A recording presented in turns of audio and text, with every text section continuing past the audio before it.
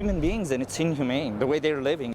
Have you seen that? That is a tent city now underneath the downtown freeway area, northeast of downtown, right where Highway 281 becomes I-37. Dozens of tents, drawing some comparisons to a mini Austin. News 4 Trouble Shooter Emily Baucum takes you there tonight and finds out what it'll take to not see that in our community. This is like our last resort here. On the outskirts of this tent city, we meet a 50-year-old man who doesn't want his face shown, but he gives us a few minutes of his time to explain what life is like here. There is a community here. This is our community here. You'll have to leave if you break a rule. He says a drinking problem led to this life, that you're safer in numbers in a tent city, that at night he hears screams and gunshots. Does anybody want to be really living here? He says one of his neighbors under the bridge is a doctor who has fallen on hard times, and that guess what? You and I, we are just one lost paycheck away from ending up out here. We're people too, you know, I mean, we have emotions, we have feelings, we have family too. It's inhumane the way they are living, and this is not San Antonio. Affordable housing advocate Michael Shackelford called the Trouble Shooters. I believe it's a mini Austin because he could no longer drive past and stay silent.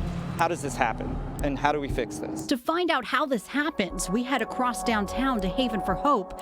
You might be thinking, why don't they just swoop in to clean things up? We visit the camps daily. CEO Kenny Wilson says it's just not that easy. People ask me all the time. Very good friends of mine say, why don't they come to Haven? Why can't you get them? We can't force them. He says Haven is set up to help people on its campus, and there are several reasons people won't come here: addiction, mental health, and frankly, because well-meaning people are making tent cities possible. The more people provide food and medical care there and tents, I think it's going to make it harder for them to want to come to Haven for Hope or anywhere else that could help them. Okay, so how do we fix this? The troubleshooters hold Mayor Ron Nirenberg accountable. Can you tell me what tangible steps you will be taking when we leave this interview to help those people at 281 in Brooklyn? Number one, we have to prevent people from becoming homeless in the first place. So what I am calling for is an additional resources into our eviction prevention programs, including our emergency housing assistance program. He says through the pandemic, San Antonio is providing more emergency housing help than any other major city he's seen. It's projected to total more than $133 million. We have to understand that what we see in terms of the encampments is a symptom of a larger issue. Is the pandemic an opportunity to say, this has been a problem for too long, let's fix it? I believe it is. I've likened this pandemic to a great earthquake in our country that has basically rattled everything back to the ground.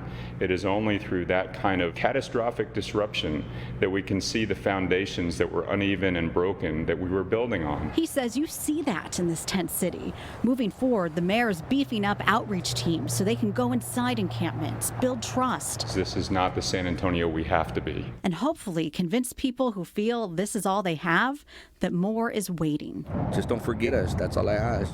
Emily, we want to really make clear that point that Haven for Hope CEO made, that if you give people food and supplies right there out on the street, it might make you feel good, but it is really perpetuating the whole problem. That's absolutely right. He told me when the city was more locked down last spring, people in the encampments were much more accepting of Haven's help. But when things started opening back up, people there were no longer as receptive. Thanks. News 4 San Antonio troubleshooter Emily Baucum. Thanks.